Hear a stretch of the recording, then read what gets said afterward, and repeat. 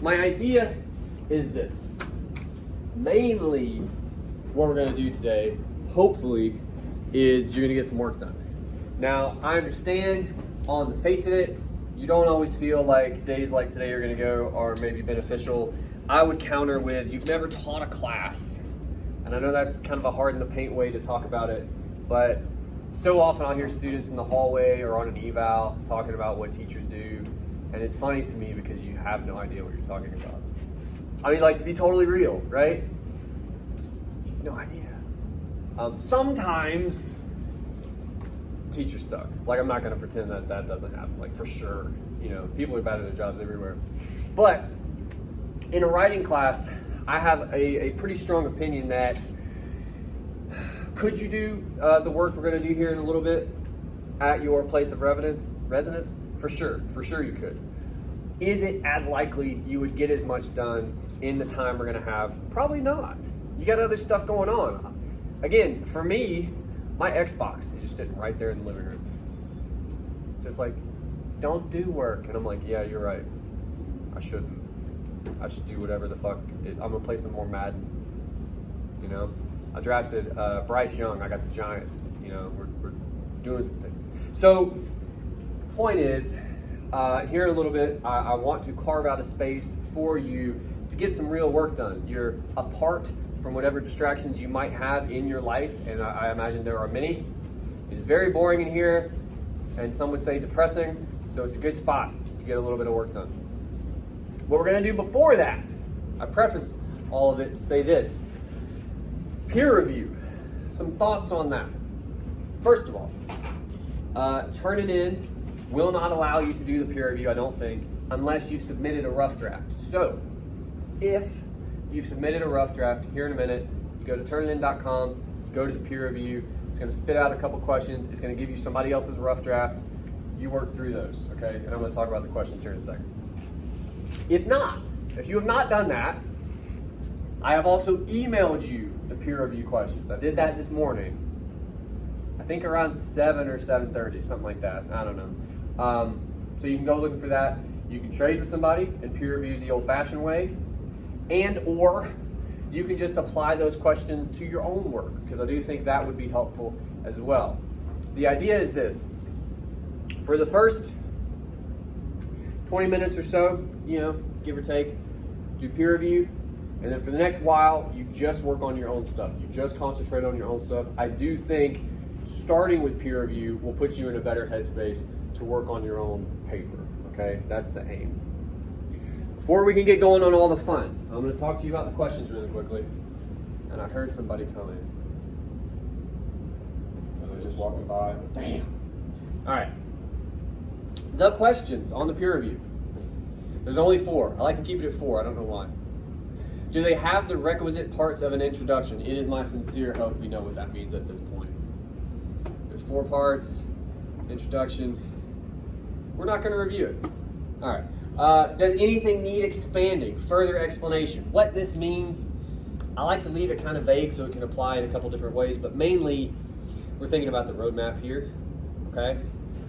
If you remember last time, that student kind of had a roadmap, but it was really vague, super general. So instead, you're thinking like, if nothing else, like I kind of know what you mean here, but I definitely need you to explain it further. I have no idea what you mean here. That could be helpful. That's always helpful to point out to somebody. Things like this. Question number 2. Do they actually perform synthesis, both in the introduction and the body paragraphs? Do you see moments where they could be doing this, but they aren't? Again, the way we talk about synthesis in its simplest form, do they get one text talking to another text in some kind of a way? Right? This guy says this person agrees or disagrees, or this person says this, which leads me to this related idea, right? Are they moving between texts? You want to be doing it in the introduction, and that can be tricky, but that's what the roadmap is for. But you for damn sure want to be doing it in the body of the paper. And if you're not doing it there, that's something you want to point out to your partner, okay?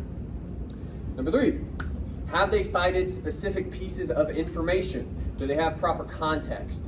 So this comes down to evidence. Is the evidence specific? If you're quoting, chances are probably good, yes. You don't always have to quote, sometimes you can paraphrase, but even in those cases, you need to be specific.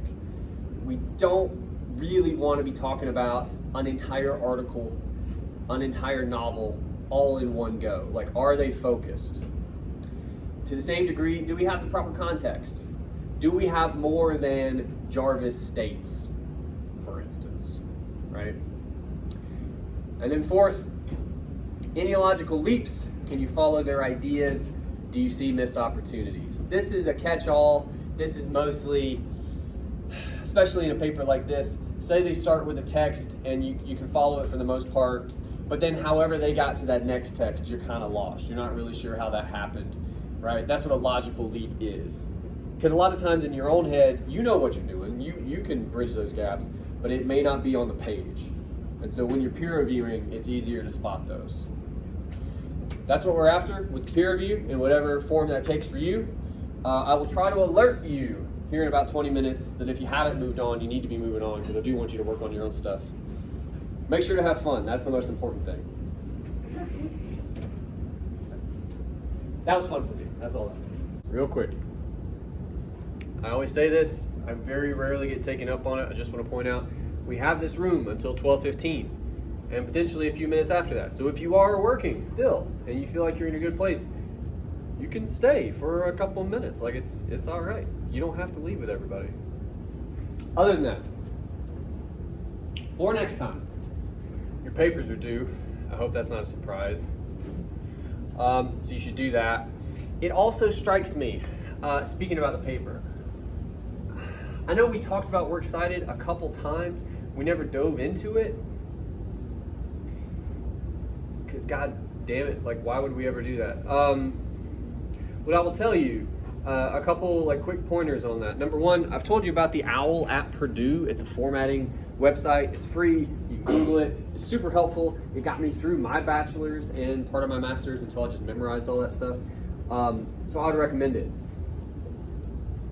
Mostly Works Cited, it follows a lot of the same formatting as your paper, so it's double-spaced, Times New Roman, all that jazz. Your entries need to be alphabetized by last name of the author. So like Vonnegut will probably be pretty close to the end, Jarvis will be closer to the beginning, that sort of thing. The rest of it, for the articles especially, if you're finding them on like Galileo, stuff like that, remember, I showed you guys, it's over here somewhere. You can click on Cite, and you can scroll down to MLA, and you can just find the MLA citation. It's magic, okay? Don't forget your parentheticals. Don't forget, I mean, again, I just don't want to talk a lot about MLA. I feel like you either got it by this point or you don't. If you have questions, you can ask me. But I will tell you, you can Google that stuff too. It's not terribly difficult. What else? Oh, you gotta watch the movie at some point. And it also strikes me just now, that could be tricky. I don't know what to do about that. There's not a lot we can do about it now, given the schedule. That's where we're at. You do need to, ideally, have the paper done at some point before we see each other again, okay? And watch the 1988 classic, Die Hard.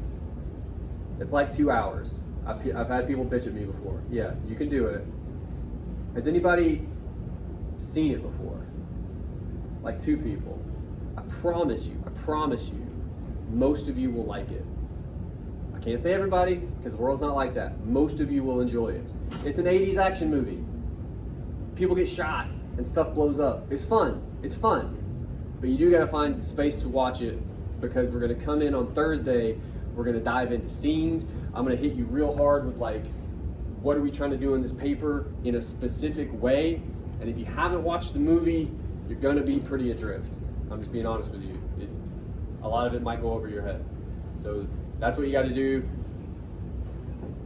Go do it. Thank you. Yeah, you had a question. What's up? Okay.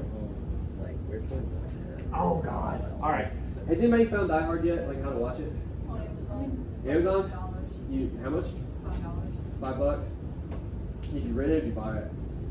I bought it, but I plan on returning it before Okay. the days due. Okay. Oh, so you got like a DVD. Yeah. Oh, very old school. Hulu and Amazon Prime. Yeah, it should be like YouTube. Because I know like people will rent it on Amazon for like $1 or $2. Yeah, it was there's, like 46, I think, to rent it. And yeah, YouTube TV. there's all kinds of, like, it's, the good thing about this is that it's kind of everywhere. Especially we're getting kind of close to the holidays. You might even be able to catch it on TV at some point. Like it's, what is that? It's a great Christmas movie. I think so. We're gonna talk about that at some point So potentially. this is on Disney. Or it's just go. Disney Plus? Yeah. It's on Disney Plus apparently. It's gone, but like I use my Fire Stick and it's jailbroken, so I just go on the Okay, well, be very careful, especially if you're on campus. I know when I was a student, that was the thing you ought not do. But just be very careful if you're gonna do any of that. But you can find it all. Again, the only thing I will caution you, because there's like 5 of them now or something. There's a lot of Die Hards. It is the first one. Die Hard. That's it. No subtitle. Like Die Hard 2 is Die Hard 2. Die Harder. Like pretty 80s. Bruce Willis has hair. He doesn't in the later ones. Like I'm telling, like these are ways to kind of know which one. It's got Alan Rickman in it. Snape. Professor Snape. Snape is in it. That should help you. Wait, what year did you say it was? 88, I believe. 88. I believe it's 88. Is that Huh? the year will help you the most? Yeah. I'm damn near positive it's 88. But yeah, that's the one you're looking for. Make sure you watch the right one. That's it though. I'll see you Thursday. Thank you.